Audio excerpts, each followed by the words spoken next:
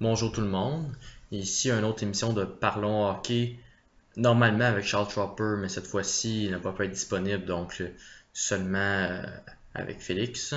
Donc je voudrais parler du premier choix du Canadien de Montréal, qui est Noah Juulsen, un défenseur des Silvertips de Everett.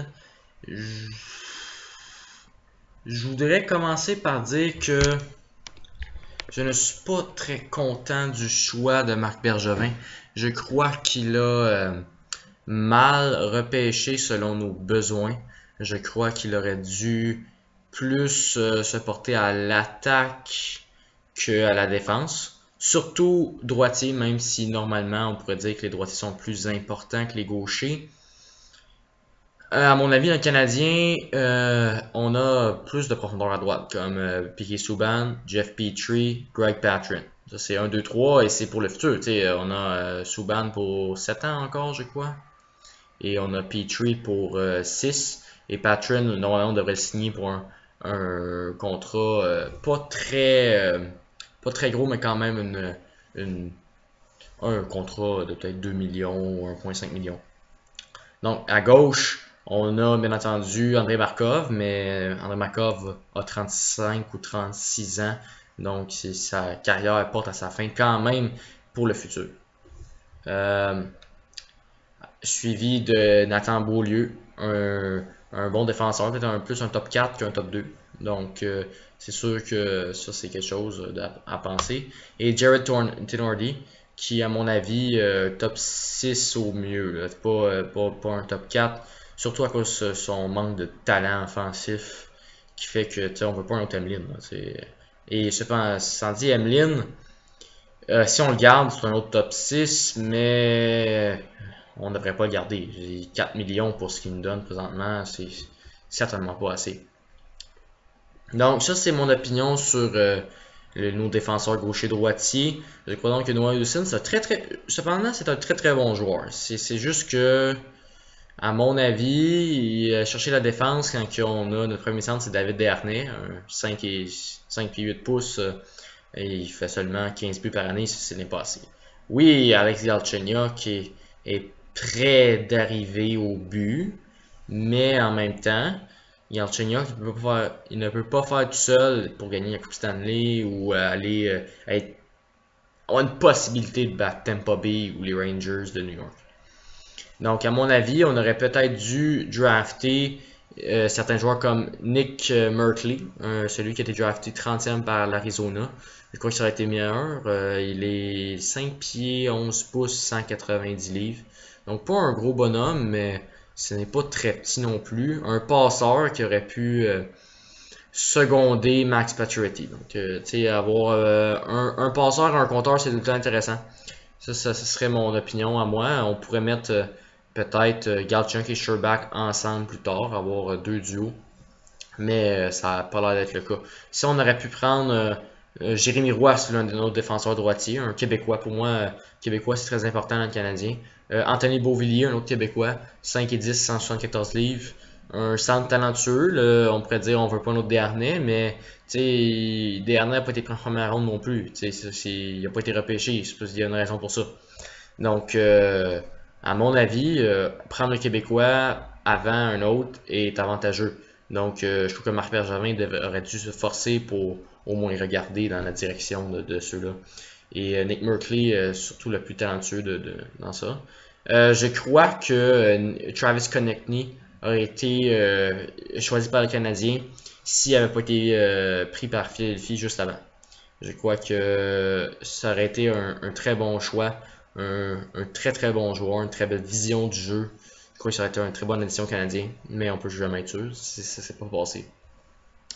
Donc pour les autres choix, le Canadien a pris un centre en troisième ronde, un centre suédois, son nom m'échappe, un centre suédois nommé... Une seconde, je vais juste... Ouais, c'est ça. Problème avec mon ordi. Lucas Vejdemo. Donc, Lucas Vejdemo, oui, c'est ça. C'est bien Vejdemo avec le 87e choix. C'est un choix intéressant parce que moi, j'ai toujours trouvé que les joueurs européens devraient plus être choisis, sauf pour les Russes, bien sûr. Que moi, j'ai un petit parti pris contre eux parce que toute l'histoire des Kostitine, toute l'histoire Kovalev, Emlin, vous voyez, les Russes ont. Il y a juste Andrei Markov vraiment qui a été un bon choix pour nous. Perezogin, je me rappelle très bien de lui, pas un très bon choix. Donc pour moi, c'est Vejnemo un très bon choix, un centre de 6 pieds, 187 livres, qui est fait plus qu'une première marche chez les juniors. Donc, très intéressant. En 5e ronde, Matthew Bradley des Tigers de Medicine Hat a été au 131e choix. Ouais, un gros centre de 6 pieds 2. Peut-être un autre de la Rose en devenir. Ça serait peut-être un très très bon. Mais je crois que c'est un joueur de rôle qu'on en a plusieurs comme ça. Donc un choix, ben tiens, on s'entend, on n'a pas de Steven Stamkos ou de Patrick Kane en 5e ronde. Donc ça, on a aussi Simon Bourque en 6e ronde.